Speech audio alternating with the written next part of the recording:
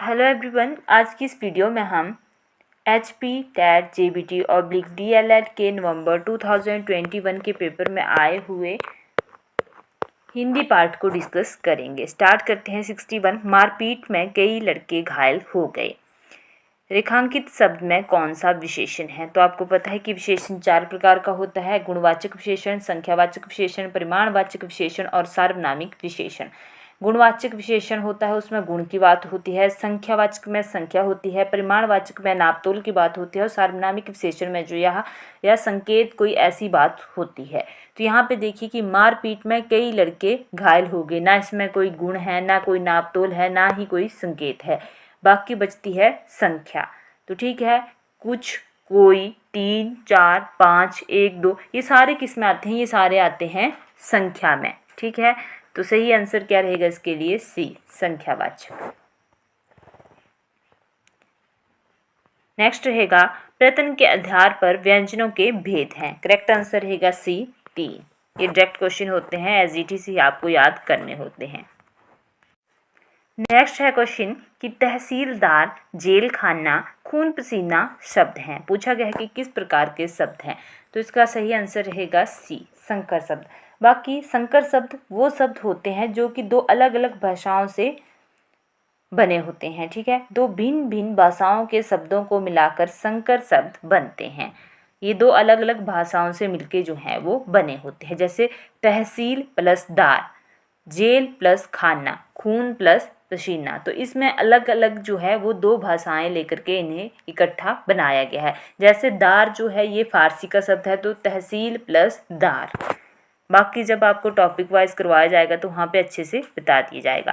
Next है 64। पूछा गया है कि व्यंजन है, किस प्रकार की ये व्यंजन है? करेक्ट आंसर रहेगा बी, उत्क्षिप्त। सही आंसर रहेगा उत्क्षिप्त। नेक्स्ट रहेगा पराक्रम में उपसर्ग है। करेक्ट आंसर रहेगा ऑप्शन बी, परा। वह शब्दांश या अवयव जो किसी शब्द के पहले लगकर उसके मूल अर्थ में परिवर्तन कर विशेष अर्थ प्रकट करते हैं वह उपसर्ग कहलाते हैं। सीधा आपने याद रखना है कि उपसर्ग जो है वो शुरू में लगते हैं।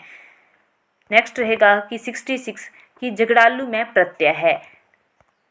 तो प्रत्यय जो होते हैं वो बाद में लगते हैं। उपसर्ग वाक्य के शुरू में लगते हैं किसी शब्द के, और जो प्रत्यय होते हैं वो बाद में लगते हैं शब्द के। ठीक है, तो करेक्ट आंसर रहेगा इसके लिए ए, आलू।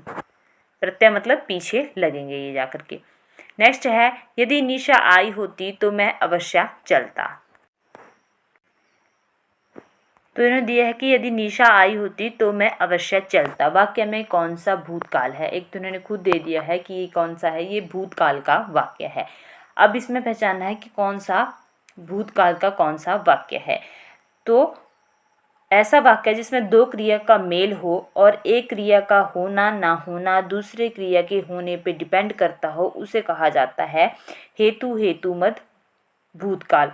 पहले तो हेतु हेतु मद वाले वाक्य वो होते हैं जिसमें कि एक क्रिया का होना ना होना, मतलब एक काम का होना ना होना जो है वो किसी दूसरे काम के होने पर डिपेंड करता हो, तो वो होता है हेतु हेतु मद। इसमें अलग अलग होते हैं फिर वर्तमान, भविष्य और भूतकाल। तो यहाँ पे देखो कि यदि निशा आई होती तो मैं अवश्य चलता। इसका मतलब अगर निशा आ गई होती तब मैं उसके साथ जरूर चलता।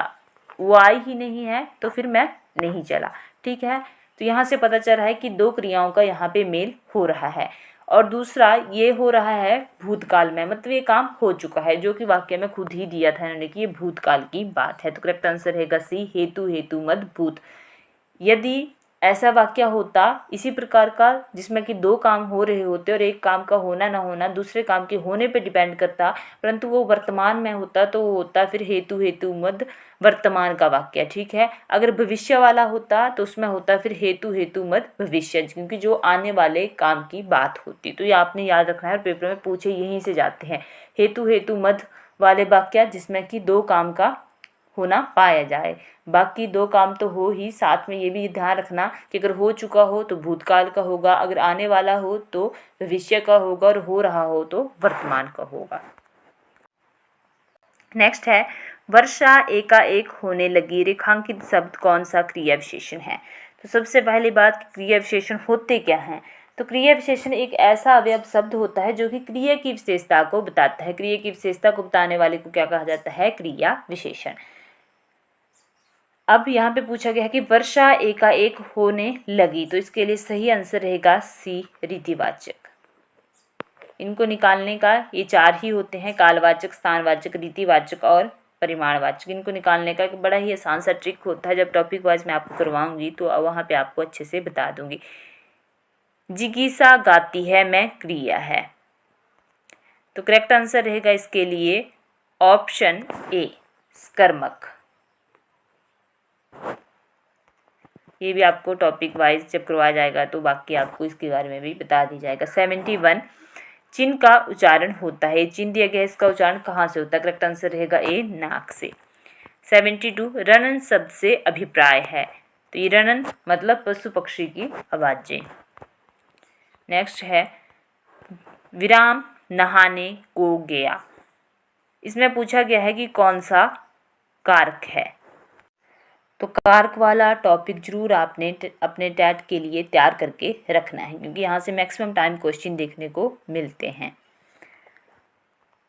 तो कारक आपको पता है कि कारक होते हैं 8 और कारक चिन्ह भी कितने होते हैं? 8। मैं एक बार बोल देती हूँ। कर्ता ने कर्म को करण से के द्वारा, संप्रदान को के लिए, अपादान से जुदाई, संबंध काके की रारेरी नानेनी, उसके बाद अधिकरण में और पर, संबोधन में आते हैं फिर हे, अरे, ओ, ए।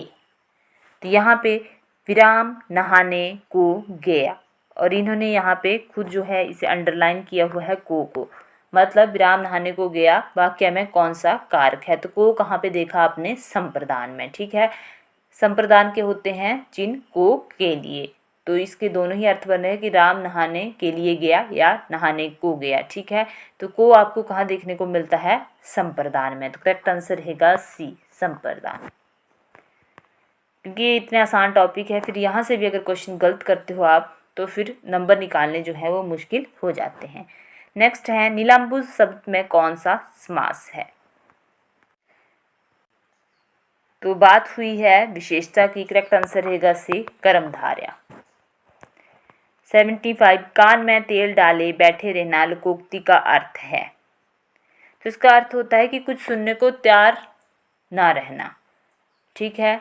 बाकी आपको पता है कि इसके साथ मैच नहीं कर रहे थे। कपटपूर्ण व्यवहार, कहने से काम ना करना, व्यर्थ बैठे रहना, तो इसके लिए स्टिक सा जो था वो करेक्ट आंसर रहेगा सी। नेक्स्ट है 76, तंबाकू किस भाषा का शब्द है?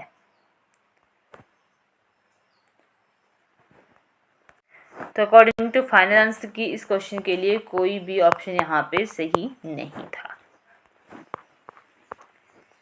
नेक्स्ट है 77, कमीज किस भाषा का शब्द है? करेक्ट आंसर रहेगा ये पुर्तगाली। नेक्स्ट है 78, निम्न में से कौन सा शब्द आनंद का पर्यायवाची नहीं है? तो होता है मानंद, ऑप्शन डी। बाकी याद रखना मोद, प्रमोद, आमोद सब आनंद के पर्यायवाची है। 79, पत्नी का पर्यायवाची नहीं है, तो पत्नी का पर्यायवाची में आता है भार्या, दारा और वामा, और महिला जो है इसका पर्यायवाची नहीं होता, तो करेक्ट आंसर रहेगा इसके लिए महिला।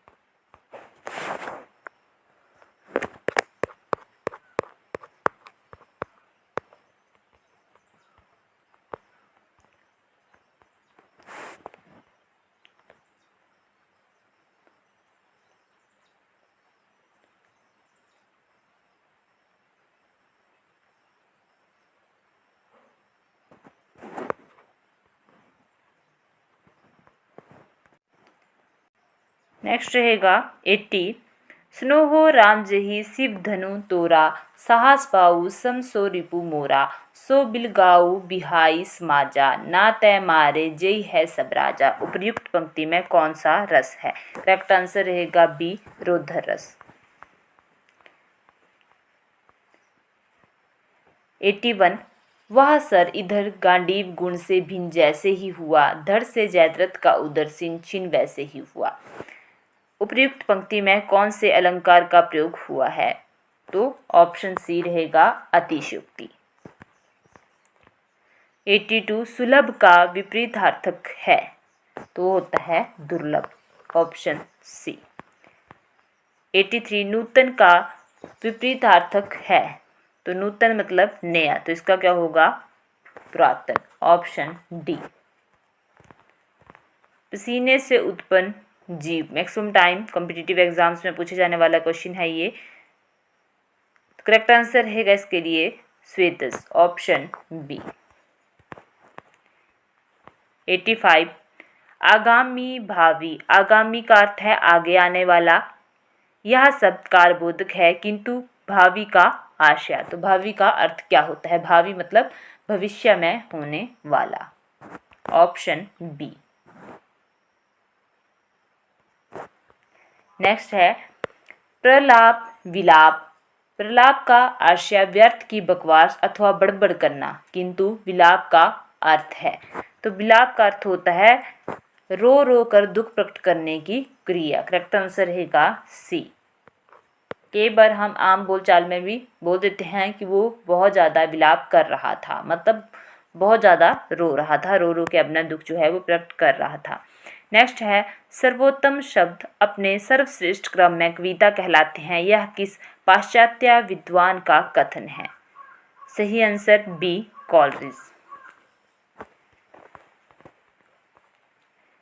नेक्स्ट है पाठ योजना के निर्माण से संबंधित ब्लूम उपागम के चरणों में शामिल नहीं है। करेक्ट आंसर रहेगा बी तुलना। 89 अनुवाद प्रक्रिया में कौन सा तत्व शामिल नहीं है? तो वो नहीं है वाचन। शिक्षक का वाचन होता है, करेक्ट आंसर रहेगा ए आदर्श वाचन।